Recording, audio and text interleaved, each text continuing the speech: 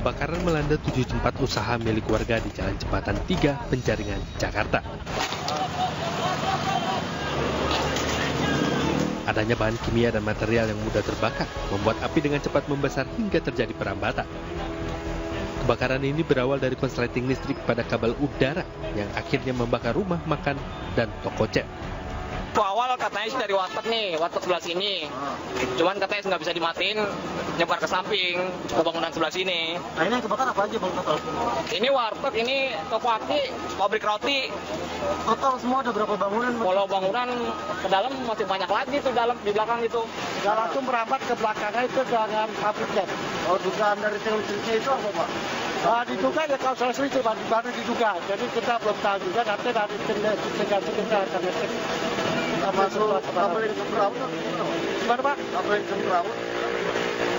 Kalau kita lihat dari itunya seperti itu Pak, jadi kabel semrawut karena ada konser di atas, jadi langsung menimbulkan ledakan itu menyambar ke warung Tegal. Selain itu, seorang petugas pemadam mengalami luka ringan akibat terjatuh saat memadamkan api. Sebanyak 15 unit mobil dan 60 personil petugas pemadam kebakar dikerahkan untuk memadamkan api. Tak ada korban jiwa dalam peristiwa ini, namun kerugian diperkirakan mencapai miliaran rupiah. Dari Jakarta, Sofyan Firdaus, iNews melaporkan.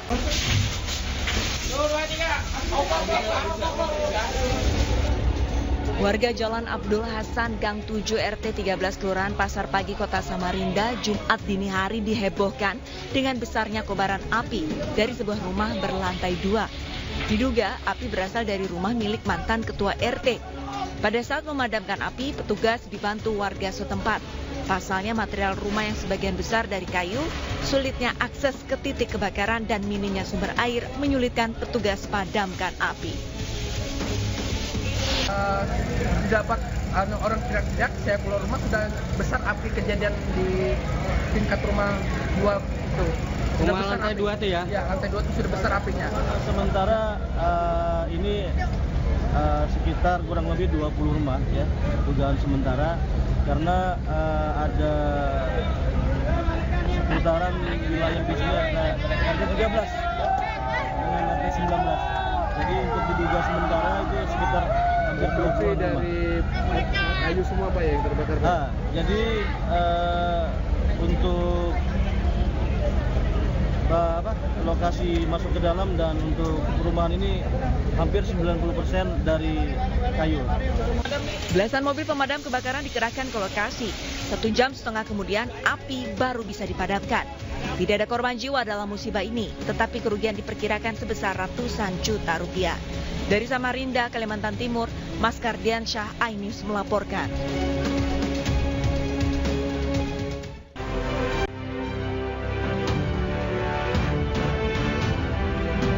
Halo, selamat siang pemirsa, apa kabar Anda hari ini? Senang sekali saya, Fazilah Indonesia, kembali hadir menemani Anda dalam iNews Siang. Selain 3 berita utama tadi, iNews Siang juga akan menyuguhkan beragam informasi penting lainnya. Dan iNews Siang ini kami awali dari informasi peristiwa akibat korsleting listrik bus jurusan Bogor Pelabuhan Ratu yang mengangkut 13 penumpang terbakar di Sukabumi, Jawa Barat. Seluruh penumpang pun panik menyelamatkan diri.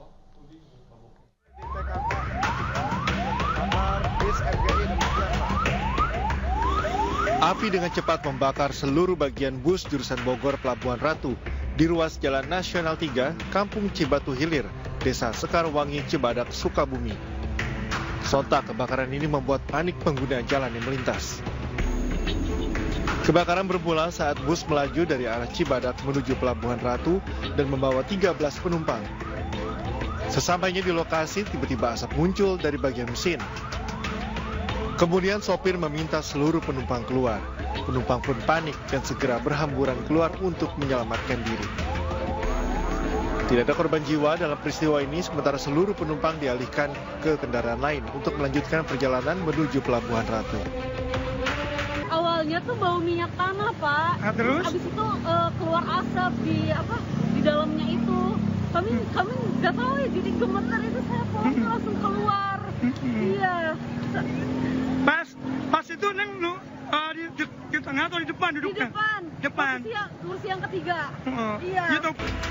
Bangkai bus yang hangus segera dievakuasi, sementara polisi masih menyelidiki penyebab pasti kebakaran ini. Dari Sukabumi, Jawa Barat, Budi Setiawan, iNews melaporkan. Pemirsa, proses eksekusi sebuah kios di Pasar Indralaya, Ogan Ilir, Sumatera Selatan berakhir ricuh. Sejumlah mama menolak eksekusi tersebut. Polisi pun disiagakan untuk menertibkan lajunya eksekusi.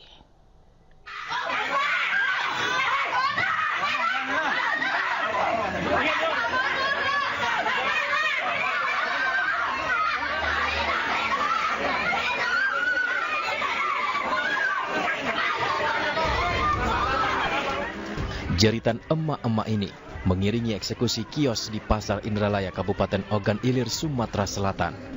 Eksekusi berlangsung ricuh. Para pedagang menolak adanya eksekusi lantaran mengaku memiliki sertifikat hak milik atas bangunan kios untuk berdagang.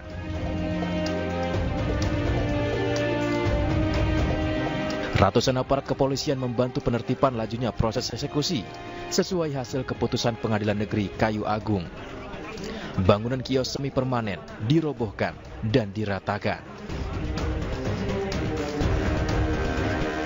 Hari ini kita alhamdulillah sudah melaksanakan kegiatan eksekusi dengan berjalan aman dan tertib. Jadi kami melakukan kegiatan pengamanan berdasarkan permohonan dari Pengadilan Negeri Kayu Agung terkait eksekusi lahan sebuah rumah yang ada di Pasar Indralaya, Kecamatan Indralaya. Saat ini kondisi pasar tetap aman dan kondusif. Polres Ogan Ilir melakukan pengamanan ketat pasca eksekusi dilakukan. Dari Kabupaten Ogan Ilir, Sumatera Selatan, Fitriadi, iNews melaporkan. Tanto, pemilik kos sekaligus pelaku yang memakan daging kucing ditetapkan sebagai tersangka. Pelaku terancam hukuman 2 tahun penjara.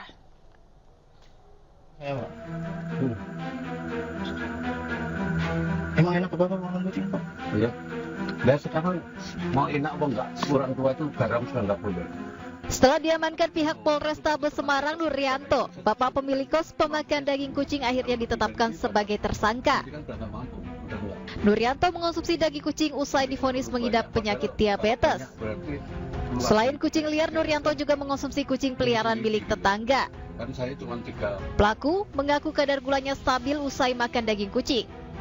Setidaknya sejak 3 tahun terakhir, Nuryanto sudah membunuh 10 ekor kucing dan mengonsumsi dagingnya. Aku umur 54. Sekitar 10 tahun yang lalu. Itu apa-apa? Yang jelas kalorinya rendah itu, jadi kalau dicek gula darahnya itu tetap rendah. Selain mengamankan pelaku, polisi turut menyita sejumlah barang bukti seperti senjata tajam, celurit, palu, piring, dan magic jar, serta potongan tulang kucing. Untuk penerapan pasal, kita menggunakan pasal 91B ayat 1 Undang-Undang Nomor 41 Tahun 2014 tentang peternakan dan kesehatan hewan dan atau pasal 302 KUHP, di mana ancaman hukumannya 2 tahun. Ini Pak kucing saya, Pak. Emang enak Bapak makan kucing, Pak? Iya. Dan sekarang mau enak apa enggak? Orang tua itu garam sudah enggak boleh. Sebelumnya Nuryanto 63 tahun viral usai digerebek anak kosnya saat mengonsumsi daging kucing liar. Dalam video berdurasi 2 menit 11 detik tersebut, pelaku pemilik kos terekam sedang makan nasi putih dengan lauk daging kucing yang telah dibakar. Dari Semarang, Jawa Tengah, Kristadi, iNews melaporkan. Seorang bocah di Pekanbaru Riau mendapat tindakan kekerasan di tempat penitipan anak atau daycare. Polisi menetapkan pemilik daycare sebagai tersangka.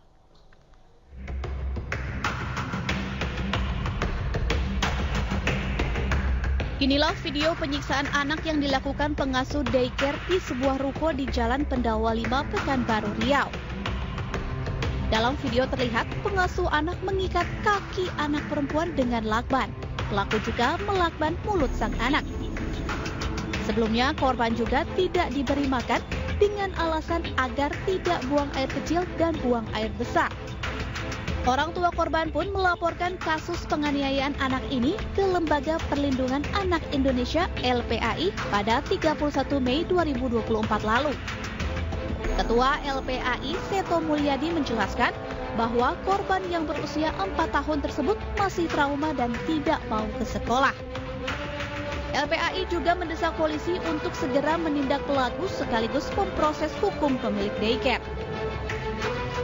Kami juga menyimpulkan bahwa ini adalah fenomena gunung es yang banyak terjadi di berbagai tempat, yaitu kekerasan terhadap anak yang kadang-kadang tidak terdeteksi oleh lingkungan. Laporan ini berawal dari tanggal 31 Mei 2024 di suatu tempat penitipan anak yang tempat D. Polisi telah menetapkan pemilik tempat penitipan anak Early Steps Daycare sebagai tersangka. Saat ini, tempat penitipan anak Early Step Daycare yang diduga tidak memiliki izin sudah tutup sejak beberapa bulan lalu. Dari Pekanbaru Riau, Indra Yusrizal, iNews melaporkan. Dan pemirsa, untuk mengetahui informasi lebih dalam sudah bergabung bersama kami Kompol Beri Juwana Putra, Kasat Reskrim Polresta Pekanbaru. Selamat siang Pak Beri. Selamat siang Mbak Jila. Baik Pak, hingga saat ini tersangka ini ada berapa orang Pak? Apakah mereka sudah ditahan semua? Baik Mbak, saat ini dalam proses penyidikan kita sudah menetapkan satu orang tersangka, yaitu pemilik dari yayasan daycare tersebut. Kemudian untuk pengembangan lainnya, apakah ada indikasi untuk pengembangan lainnya, saat ini kita fokus untuk pemeriksaan tersangka yang pemiliknya ini. Berdasarkan video juga ada karyawannya, kita akan melihat apakah inisiatif sendiri atau diperintahkan oleh pemilik yayasan. Oke, tapi kalau untuk motif penganiayaan sendiri itu seperti apa Pak? Apa motifnya? Ya, kalau motif awalnya Mbak, itu diduga bahwa dari yayasan, pemilik yayasan ini, daycare ini, kemudian dari pekerjanya tidak mau repot, makanya diikat dengan lakban kedua kaki anak tersebut, kemudian tidak mau juga anak tersebut berkeliaran sampai ke kamar mandi atau keluar dari tempat daycare tersebut. Katanya sampai nggak dikasih makan juga ya Pak? Ya, dari hasil pemeriksaan awal kita dapatkan untuk tidak diberikan makan. Namun dari pemeriksaan saksi lainnya, termasuk 3 orang karyawan yang dulu pernah bekerja di sana, menjelaskan terkait hal tersebut. Oke, baik, ini untuk korban sendiri apakah hanya satu ini atau treatmentnya sama ke semua anak yang dititipkan di daycare ini perlakuannya? Itu lagi kita kembangkan Mbak, memang di tempat tersebut tidak ada CCTV, namun kita sangat terbantu dengan adanya video ini. Dari 3 orang karyawan ini. Ini pun tempat mereka pun saat ini berada di luar kota. Kita sering melakukan koordinasi, handphonenya juga sudah kita sita. Kita pun juga mengecek apakah ada video-video lain, dan kita juga mengecek daftar yang menitipkan di daycare tersebut. Nanti kita cek apakah ada dugaan-dugaan kekerasan lainnya terhadap anak tersebut. Saat ini kami juga menghimbau apabila ada dugaan kekerasan terhadap anaknya, silakan laporkan di Polresta, nanti kita proses. Oke, Pak Beri, kalau misalnya kondisi anaknya seperti apa sih Pak sekarang? Ya, memang hasil terakhir kita koordinasi dengan psikiater Mbak, mengalami trauma dari anak tersebut. Pekan kemarin kita juga didampingi oleh LPAI, dan Kak Seto juga hadir, di mana korban sempat dibawa ke sana, tapi mengalami trauma ke daycare tersebut. Dan hasilnya pun sudah keluar, untuk hasil sementara itu adanya trauma terhadap anak tersebut. Baik. Lalu benarkah Pak kasus ini katanya sudah dilaporkan sejak bulan Mei gitu ya? Kenapa baru dijadikan tersangka saat ini? Apakah ada kendala Pak dalam penyelesaian kasus ini? Ya, jadi kita sampaikan bahwa memang saksi kunci kita ini 3 orang karyawan ini. Jadi dari tanggal 26 Mei ini, dari 3 orang ini ada yang memberikan informasi kepada orang tua korban. Nah, namun posisi dari 3 orang ini itu sudah berada di luar kota, Mbak.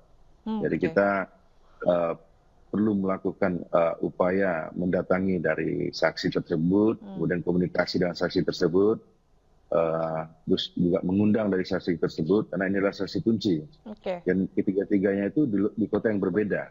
Nah, kita pun alhamdulillah itu sudah lengkap semua, baik handphonenya pun juga kita sudah buat lapor, sudah kita lakukan penyitaan, dan 3 orang itu sudah kita lakukan pemeriksaan semua. Jadi dari keterangan saksi-saksi ini memang penganiayaan sering terjadi gitu ya Pak di daycare ini ya? Ya, jadi kalau dari 3 orang saksi ini yang kita periksa, memang dari pemilik yayasan ini selalu mengarahkan untuk dilakukan atau diikat supaya anak-anak ini tidak motifnya tidak lari atau tidak kamar mandi hingga jatuh. Tapi itu kan tidak dibenarkan. Bagaimanapun ini adalah kepentingan terhadap anak yang harus kita lindungi. Iya benar, dan kalau ngelihat dari aksinya gitu ya Pak, sampai dilakukan ini sesuatu hal yang benar-benar sangat menyakitkan. Apakah akan dilakukan tes kejiwaan terhadap pelaku Pak? Ya, semua kemungkinan akan kita lakukan Mbak, baik dari pemeriksaan kejiwaan, kita pun juga koordinasi dengan Pemko terkait perizinannya, dan ini akan bisa jadi kita segel, dan kita pun akan usut lagi terkait masalah perizinannya, apakah ada pidananya lagi. Kita akan koordinasikan dengan Pemko.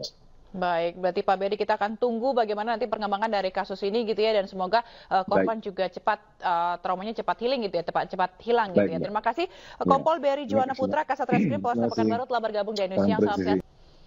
Pemirsa, kita ke informasi selanjutnya. Wakil Presiden Republik Indonesia terpilih Gibran Rakabuming Raka hari ini berusukan mengunjungi sejumlah permukiman padat penduduk di kawasan Tangerang Selatan, Banten. Dan didampingi bakal calon wakil wali kota Tangerang Selatan Marcel Widianto dan selebritas Raffi Ahmad, Wakil Presiden RI terpilih Gibran Rakabuming Raka mengunjungi sejumlah permukiman padat penduduk di wilayah Ciputat dan Pondok Aren, Tangerang Selatan siang tadi. Dalam kunjungannya ke wilayah tersebut, Gibran memiliki sejumlah agenda. Di antaranya mendengarkan keluh kesah warga sekitar mengenai ekonomi sulit serta percobaan makan gratis di sejumlah tempat di Tangsel, yakni sesuai janjinya saat kampanye pemilu Capres dan Cawapres 2024. Tidak hanya itu, Gibran juga bersama rombongan membagikan buku tulis dan susu kepada anak-anak di sana. Agak mundur biar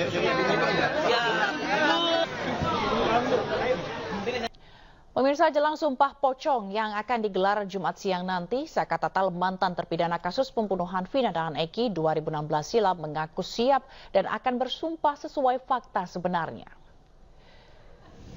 Sumpah Pocong sendiri akan dilakukan di sebuah padepokan Agung Amparan Jati di Desa Lurah Plumbon, Cirebon, Jawa Barat. Saka Tatal akan melakukan prosesi Sumpah Pocong dengan ritual layaknya memandikan jenazah. Prosesi akan dipandu seorang kiai yang akan menuntun sumpah. Apakah Saka Tatal ini berbohong atas kasus pembunuhan Vina dan Eki atau tidak? Ada yang ngomong Saka. Orang yang sudah disumpah jika ternyata berbohong akan mengalami kejadian-kejadian di luar nalar yang termakan sumpahnya sendiri. Nah, 2 hari saya nggak ketemu ya. Katanya sibuk, ibunya sibuk. Ini Bu, apa bantuin tetangga? Iya ya. Mancingnya bobor. Mancingnya bobor, besok Sumpah Pocong dulu. Dari Saka pribadi, Saka malah yang momen yang ditunggu-tunggu. Waktu 2016, mana ada yang seperti ini. Ini kan momen yang ditunggu-tunggu Saka. Selagi Saka nggak salah, Saka maju terus. Apa yang ingin disampaikan nanti saat Sumpah? Ya, di intinya Saka bukan pelakunya, Saka juga dianiaya, suruh mengakui bukan yang Saka lakukan. Jadi barangkali ada orang yang memukuli tidak hadir, nggak apa-apa. Saka akan ikut disertakan.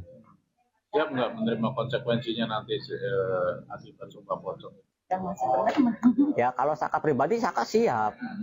Akan kedepannya seperti apa? Ini kan yang ngalamin kan Saka. Jadi kalau orang lain yang di Sumpah Pocong kan. Penyidik Barreskrim Polri memeriksa tim kuasa hukum dari 7 terpidana kasus Vina atas pelaporan kesaksian palsu Rudiana. Menurut Jotek Bongso, ini merupakan pemeriksaan kedua.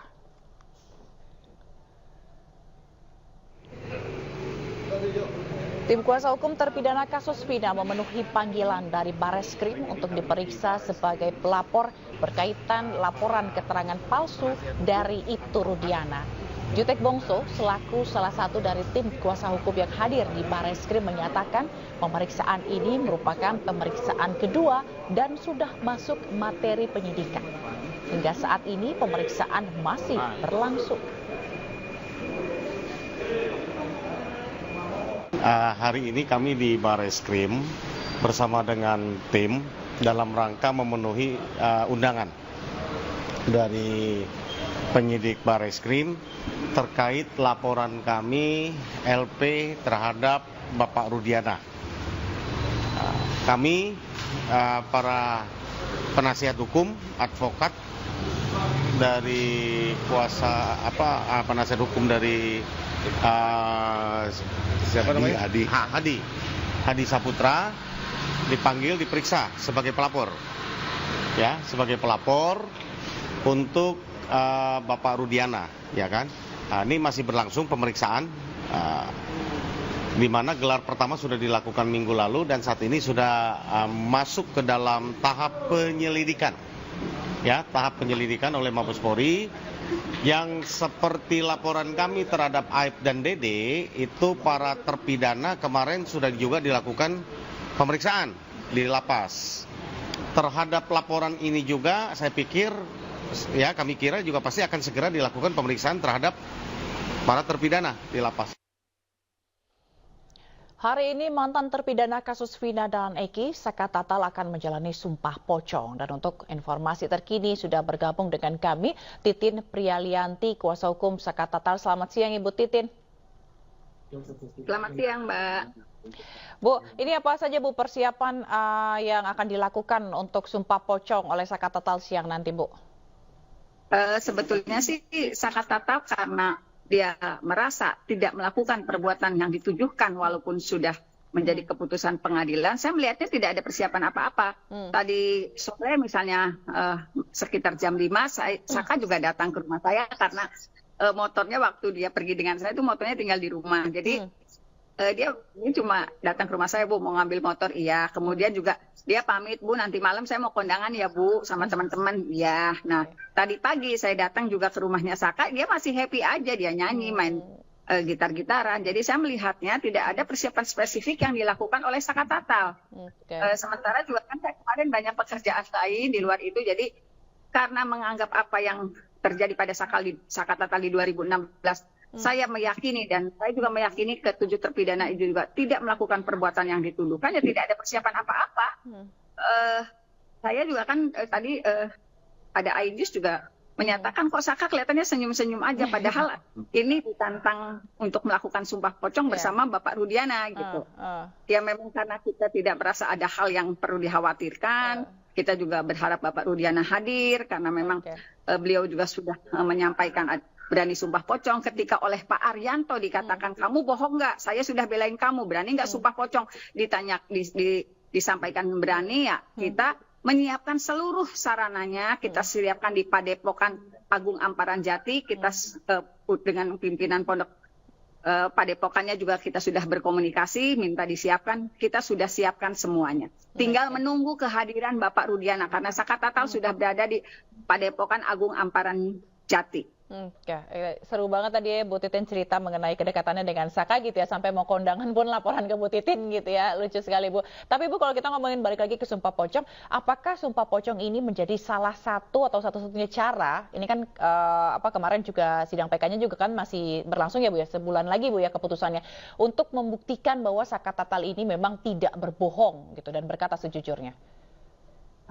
Ya sebetulnya kan sumpah pocong itu justru Bapak Rudiana juga sudah menyampaikan, saya berani sumpah pocong akan mendapat bahaya sampai 7 turunan kalau anak yang meninggal itu anak saya. Lah, siapa yang menyaksikan itu gitu? Kalau berani sumpah pocong mangga kita Saka Tatal sudah bersedia, tapi materi sumpah pocongnya bahwa Saka Tatal tidak pernah melakukan perbuatan yang dituduhkan seperti dalam BAP-nya Bapak Rudiana. Saka Tatal mengalami penganiayaan dan dipaksa mengakui perbuatan yang tidak dilakukan. Nah, tinggal Bapak Rudiana apabila betul tidak melakukan penganiayaan atau meyakini bahwa 8 terpidana ini adalah orang yang melakukan perbuatan pembunuhan dan pemerkosaan, tinggal dua-duanya disandingkan, dua-duanya disumpah pocong, mana yang betul, mana yang tidak berbohong, mana yang berbohong, nanti pada akhirnya akan ada azabnya. Kalau informasinya akan seperti itu kalau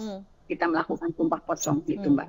Oke, tapi di sumpah pocong ini Ibtu Rudiana apakah akan dipastikan hadir, Bu? Kalau untuk surat undangan kan sudah disampaikan oleh tim kuasa hukum Saka Tatal yang ada di Jakarta. Kalau saya kan posisinya di Cirebon, Mbak. Saya posisinya mempersiapkan segala sesuatunya, termasuk juga berkomunikasi dengan pimpinan Padepokan Agung Amparan Jati, dan sekarang sudah dipersiapkan semuanya. 2 kain kafan juga sudah disiapkan, semua yang dibutuhkan juga sudah disiapkan. Kami tinggal menunggu kehadiran Bapak Rudiana karena masih ada waktu pukul 13.30 kemungkinan acaranya akan dimulai, menunggu kehadiran Bapak Rudiana. Oke, gitu, berarti Mbak. sampai saat ini belum ada konfirmasi terkait dengan kedatangan Ibtu Rudiana ya, Bu Titin ya?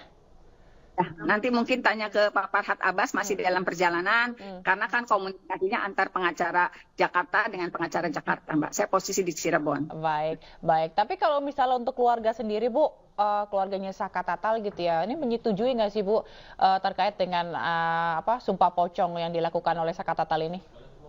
Ya, menyetujui karena mereka juga punya keyakinan. Sebetulnya lingkungan rumah sekitar Saka Tatal juga lingkungan ke-7 terpidana, berarti 6 ya, karena satunya kan Rivaldi itu rumahnya berjauhan dan mereka juga tidak kenal sebetulnya dengan Rivaldi pada awal 2016 itu meyakini kalau tidak pernah terjadi pembunuhan dan pemerkosaan seperti yang sudah dijatuhkan vonisnya. Apalagi saya mohon maaf, Mbak, saya dari 2016 saya cari tahu kebenarannya, saya meyakini ini kecelakaan lalu lintas walaupun waktu itu tidak didengar. Tetapi dengan adanya saksi-saksi baru yang tiba-tiba muncul dan datangnya itu ke Pak Deddy Mulyadi baru terjawab, karena sebetulnya gini, dari hasil olah TKP saya berdiskusi dengan beberapa orang itu, Mbak. Betul nggak ini kecelakaan gitu sih, Mbak? Baik, jadi ini ternyata saya semakin mendapat kepastian. Berarti melihat bagaimana kesaksian yang akan disampaikan oleh Saka Tatal nanti gitu ya, kita juga akan tunggu bagaimana nanti perkembangan dari jalannya sumpah pocong. Terima kasih Bu Titin Prilianti, kuasa hukum Saka Tatal telah bergabung di iNews Siang. Salam sehat selalu, Bu. Pemirsa iNews secara eksklusif mendapatkan data percakapan dan pesan singkat di HP Vina. Hasil ekstraksi data pada HP Vina menunjukkan masih ada percakapan dengan Mega pada pukul 22.05 waktu Indonesia Barat. Berbeda dengan keterangan Suroto, saksi yang menemukan Vina dan Eki di jembatan Kepompongan mengatakan bahwa melihat kedua korban ini tergeletak di dekat jembatan sekitar pukul 22.15 waktu Indonesia Barat.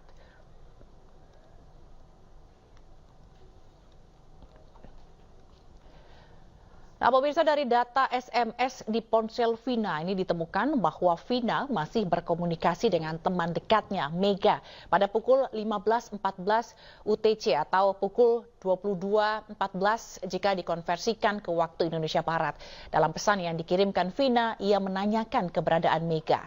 Percakapan ini menunjukkan pada pukul 22.14 waktu Indonesia Barat, Vina masih dalam kondisi hidup dan sehat.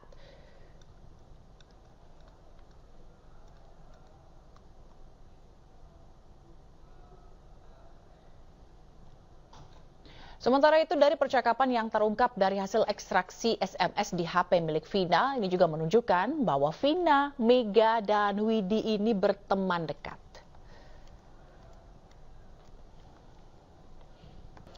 Fredrik Leonardo berhasil mempersembahkan medali emas pertama Indonesia dari cabang olahraga panjat tebing nomor speed putra di Olimpiade Paris 2024. Prestasi ini membuat orang tuanya Fredrik Leonardo senang dan bangga. Bahasa daerah itu penting. Nah, Bapak kan jawab Pak ya?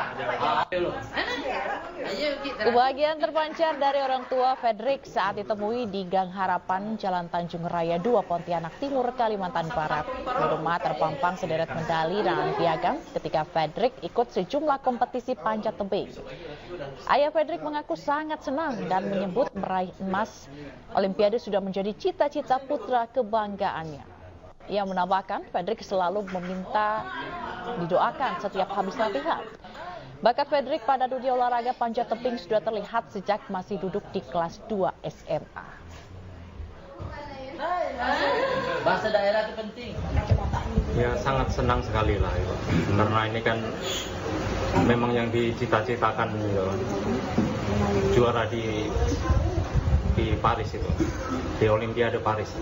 Setiap habis latihan selalu minta didoakan gitu. Nah, jadi kami semua sekeluarga ini berdoa lah untuk Fredrik supaya bisa dapat meraih medali emas. Cita-citanya meraih medali emas.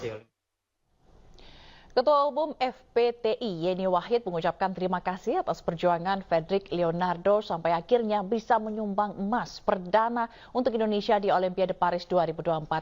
Ini juga mengucapkan terima kasih untuk masyarakat Indonesia yang terus mendukung para atlet. Dari awal mulus semua jalannya Fredrik, karena dia tenang, dia fokus, ya, dia tahu secara skill dia sudah memang top 3 dunia, ya. Secara mental dia juga mental yang sangat stabil, ya, tenang sekali. Jadi Fredrik sangat layak menjadi juara dan tentu kita semua masyarakat Indonesia berterima kasih kepada Fredrik Leonardo, atlet dari Kalimantan Barat yang berhasil mempersembahkan medali emas untuk Indonesia. Ini adalah hadiah untuk kemerdekaan Indonesia yang sebentar lagi akan kita rayakan. Dan kami juga mengucapkan terima kasih kepada seluruh masyarakat Indonesia yang mendukung. Saya mendapatkan banyak sekali pesan-pesan, mulai dari pesan langsung, di sosial media saya, di mana-mana, bagaimana semuanya mendukung, semuanya mendoakan banyak sekali. Terima kasih atas doa kalian semua, dukungan kalian semua, afirmasi positif yang telah kalian kirimkan kepada kami semua. Hari ini Indonesia mendapatkan keberuntungan, ya, berhasil meraih medali emas pertama untuk kita semua. Kementerian Pariwisata dan Ekonomi Kreatif terus mendukung kegiatan pariwisata dan ekonomi kreatif di berbagai daerah. Salah satunya dukungan untuk Festival Tanjung Pinang 2024 yang ditargetkan menjadi daya tarik kunjungan wisatawan mancanegara.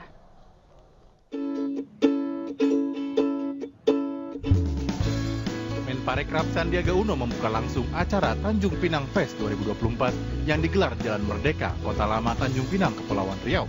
Digelar dari 4 Agustus 2024, event ini diharapkan dapat menarik kunjungan wisatawan mancanegara, khususnya dari Singapura dan Malaysia. Bahwa Tanjung Pinang Festival berhasil masuk sebagai event terbaik Nusantara yang telah mendapatkan piagam penghargaan dari pemerintah pusat melalui Kemenparekraf. Dan ini kita harapkan menggerakkan ekonomi masyarakat dan membuka peluang usaha dan lapangan kerja yang luas. Dalam kunjungannya ke Tanjung Pinang, Sandiaga Uno juga hadir dalam peresmian Balai Adat Seri Indra Sakti, Lembaga Adat Melayu Kepulauan Riau. Balai adat ini akan memperkuat daya tarik pariwisata di Kepulauan Riau, khususnya pariwisata berbasis budaya. Balai adat yang berdiri di kawasan Taman Gurindam, Kota Tanjung Pinang ini bakal menjadi pusat pelestarian budaya dan tradisi Melayu, serta sebagai tempat bertemunya masyarakat. Dari Tanjung Pinang, Kepulauan Riau, Ilham Zarkasi, iNews melaporkan. Masih di Ayu Siang bersama saya Aulia Wardani. Pemirsa, persiapan jelang kirap bendera merah putih untuk perayaan HUT Republik Indonesia ke-79 digelar di Monumen Nasional Jakarta. Dan kirap bendera akan dimulai dari Monas ke Bandara Halim Perdana Kusuma sebelum diterbangkan ke IKN Nusantara.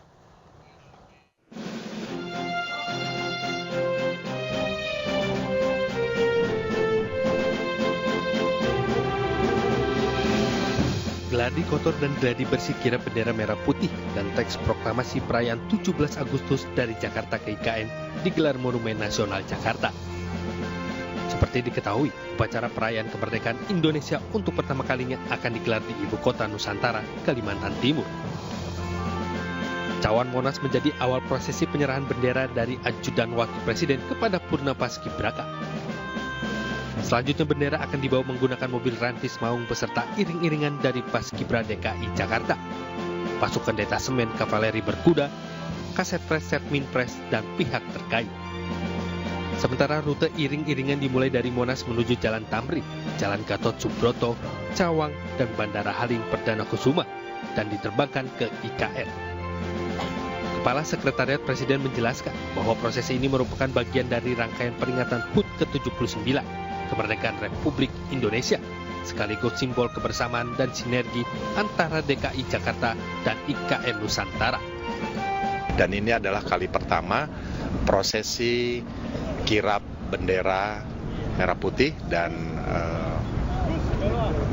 fotokopiar, artinya kirap dan teks proklamasi itu dibawa ke IKN. Ini adalah rangkaian dari bagian dari 17 Agustus merayakan detik-detik proklamasi, dan tumnya adalah tata upacara militer itu adalah di Kalimantan, di IKN. Maka prosesi tadi yang saya sampaikan, bendera merah putih dan duplikat merah putih dan duplikat proklamasi itu harus dibawa ke IKN. Kami mohon izin jelaskan untuk kesiapan prosesi ini. Dimulai hari ini kita melaksanakan latihan gladi kotor maupun gladi bersih dalam rangka kirap bendera merah putih dan naskah teks proklamasi dari Jakarta menuju ke Ibu Kota Nusantara.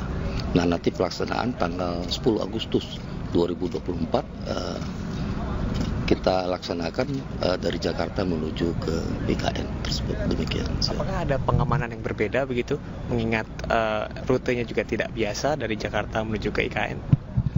Kita sudah mengatur dan mengkoordinasikan dengan semua pihak yang terkait sehingga pelaksanaan kegiatan kirap bendera merah putih dan naskah teks proklamasi ini dapat berjalan sesuai dengan harapan kita semua dan tentunya dapat diikuti oleh seluruh masyarakat, khususnya di Jakarta dan lainnya nanti. Demikian. Untuk masyarakat yang ingin menyaksikan secara langsung, Pak, apakah ada persyaratan khusus untuk masuk ke Monas nanti di tanggal 10? Tidak ada persyaratan khusus karena ini kan acara untuk kita semuanya dalam rangka peringatan Hari Kemerdekaan Republik Indonesia ke-79. Jadi kita berharap tentunya seluruh masyarakat dapat hadir menyaksikan kegiatan ini. Demikian. Bendera merah putih dan teks proklamasi akan tiba di IKN di hari yang sama, yakni pada 10 Agustus 2024 pada pukul 11.00 waktu Indonesia Barat. Sementara pada 17 Agustus akan diserahkan oleh Presiden kepada Paskibra IKN Nusantara untuk dikibarkan. Dari Jakarta, Samara Henda, Aris Setiawan, iNews melaporkan.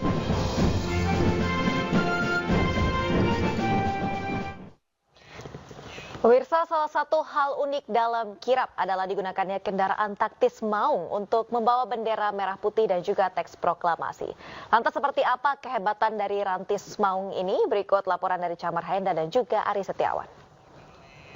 Pemirsa, untuk pertama kalinya IKN Nusantara akan menjadi pusat untuk perayaan dari kemerdekaan Republik Indonesia yang ke-79.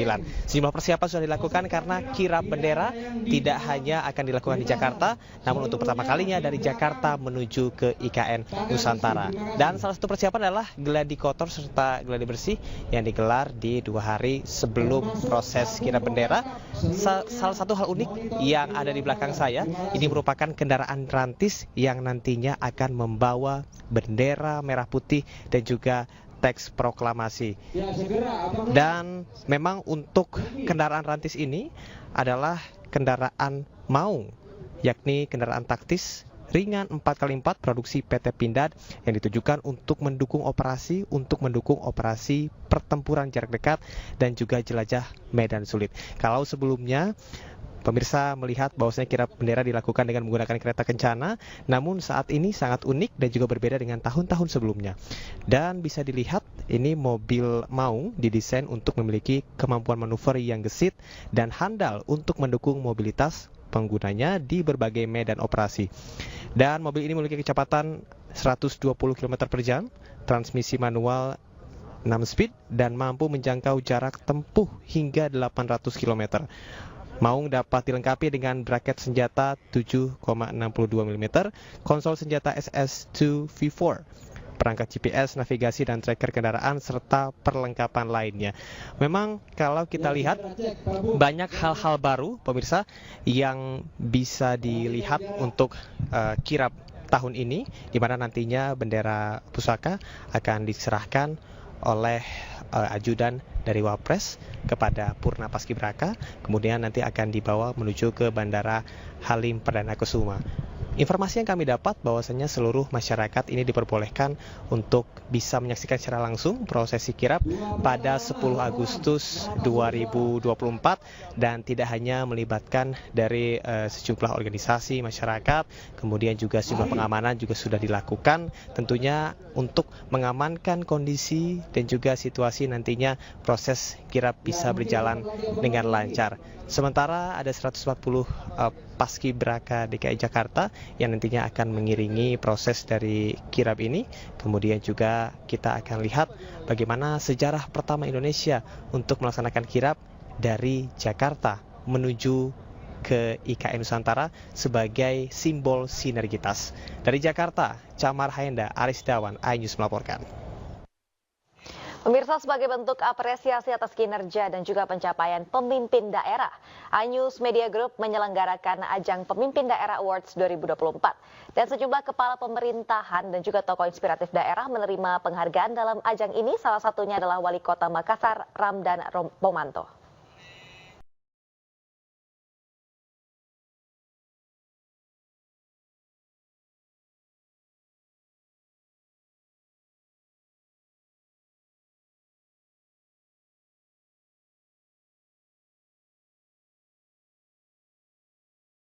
Seleksi Pemimpin Daerah Awards 2024 kembali digelar di Jakarta Concert Hall, iNews Tower, Jakarta Pusat, Kamis malam.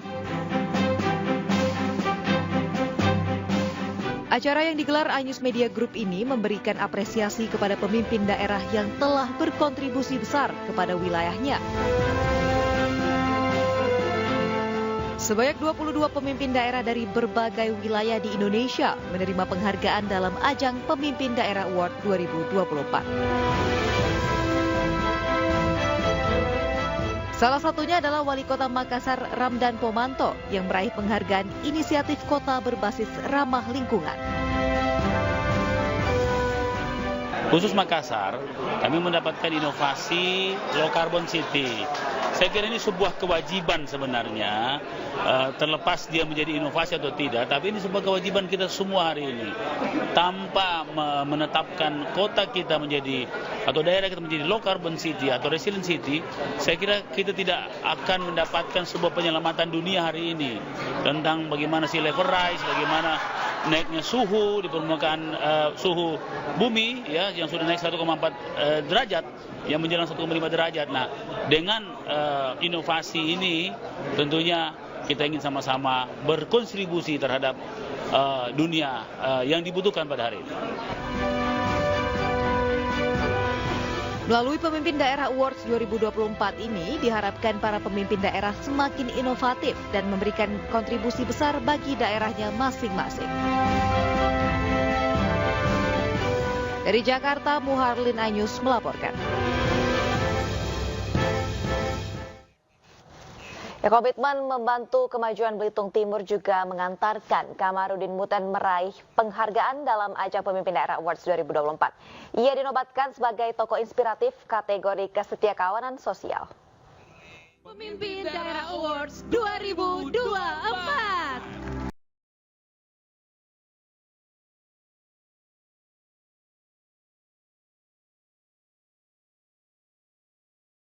Daerah Awards 2024 digelar untuk memberikan apresiasi kepada pemimpin daerah yang memberikan kontribusi besar di wilayahnya.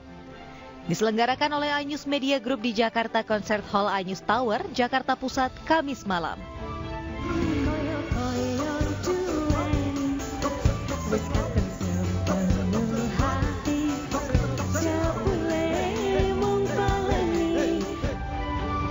Salah satu tokoh yang mendapat penghargaan di Pemimpin Awards 2024 adalah Kamarudin Muten dari Belitung Timur.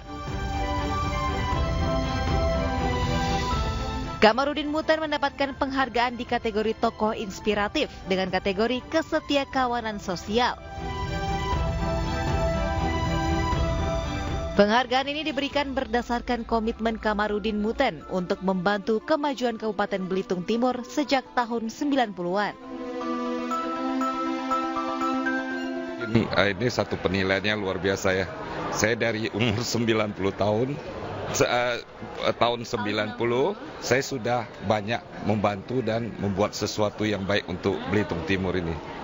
Saya sekarang lagi mencalonkan diri untuk pilkada Bupati Belitung Timur. Semoga nanti terpilih dan akan bikin lebih baik lagi. Penghargaan bergengsi ini merupakan apresiasi bagi tokoh-tokoh yang inspiratif dan inovatif yang telah berkontribusi atas perkembangan di wilayahnya. Dari Jakarta, Jessica Winoto, Eri Nugraha, iNews melaporkan.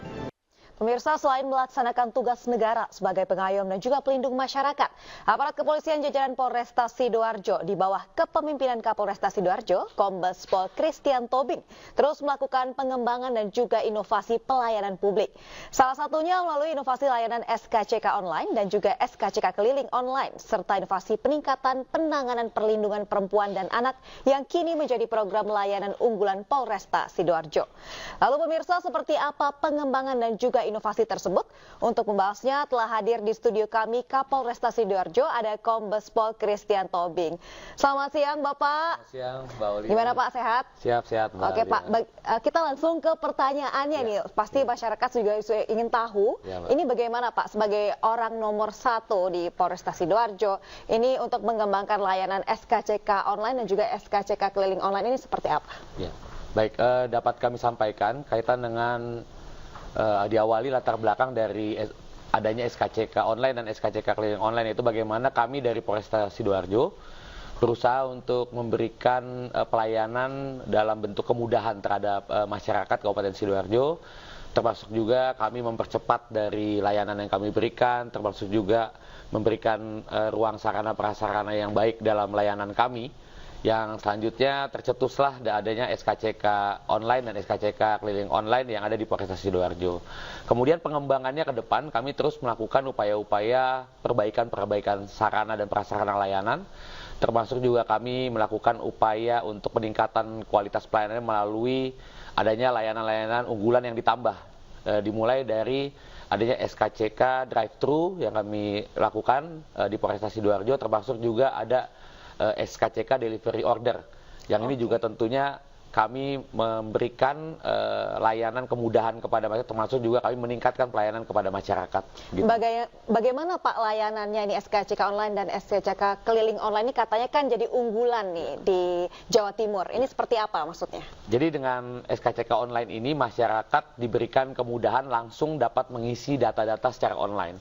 Yang tentunya berbasis dengan teknologi, menggunakan Android, kemudian langsung bisa menuliskan ataupun memberikan data-data yang ada di situ dan kami berikan kemudahan begitu nanti datang langsung dicetak untuk SKCK-nya. Kemudian di SKCK keliling online kami ada di tempat-tempat keramaian yang tentunya di situ kami menjangkau masyarakat yang mungkin datang ke kantor Polresta Sidoarjo terlalu jauh, lebih dekat ke tempat-tempat keramaian, itu yang kami jangkau untuk kami berikan layanan ke on the spot ataupun langsung terjun ke masyarakat. Luar biasa sekali, ini mempermudah masyarakat ya. Betul. Nah, lalu bagaimana Pak respon masyarakat terkait layanan ini dan mungkin ke depannya jika ini semakin dikenal, semakin digunakan, apa langkah selanjutnya dari Polresta Sidoarjo? Ya, jadi respon masyarakat sangat positif kepada layanan yang kami berikan, ditandai tentunya dengan persepsi masyarakat melalui indeks kepuasan masyarakat yang selalu kami ukur di setiap bulannya dan kami laksanakan evaluasi. Dalam penilaiannya selalu di angka 90% ke atas nilainya, dan respon masyarakat tentunya positif di situ, termasuk juga kami membuka ruang-ruang aduan ataupun ruang-ruang tanggapan dari masyarakat dan responnya memang sangat positif. Jadi masyarakat merasa diberikan kemudahan. Kemudian tentunya langkah-langkah ke depan kami terus melakukan upaya-upaya perbaikan dari sisi perbaikan sumber daya manusia, kemudian juga sarana prasarana, termasuk sistem dan metode, dan tentunya dalam pelaksanaannya kami terus lakukan pengawasan sebagai Kapolresta kepada personil yang melakukan tugas layanan di di garda terdepannya untuk bisa memberikan pelayanan tanpa tentunya melakukan tindakan-tindakan yang negatif di situ.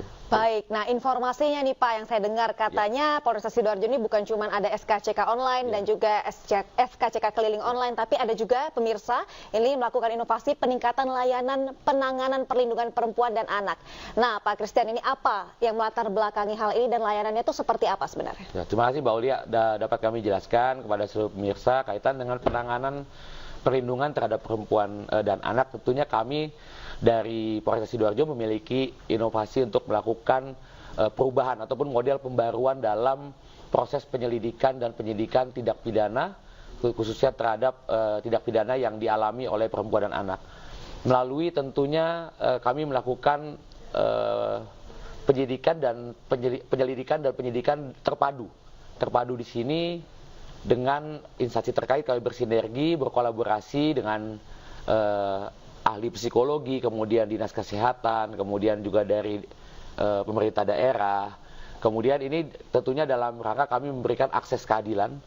Maksudnya akses keadilan ini masyarakat perempuan ataupun anak yang akan melaporkan, dia dapat lebih nyaman, kemudian dapat lebih menyampaikan hal-hal yang dia laporkan. Karena kan ini kan tentunya mempengaruhi psikis ya dari pelapor untuk perempuan dan anak gitu Mbak Uli. Luar biasa sekali, selain membuat kemudahan di administratif, ini juga membuat kemudahan untuk perempuan dan anak mencari perlindungan. Ya betul, termasuk Mbak Uli sarana prasarananya, kenyamanan ya pada saat dia laporan ke kantor kami itu kita buatkan sarana yang baik, sarana tempat bermain anak juga ada, kemudian sarana ibu menyusuinya juga ada di situ gitu. Baik, ya. Luar biasa sekali pemirsa. Nah ini informasinya Pak, kan ada banyak banget ini pelayanan atau pelayanan publik yang dilakukan oleh Polresta Sidoarjo. Apa target ke depannya?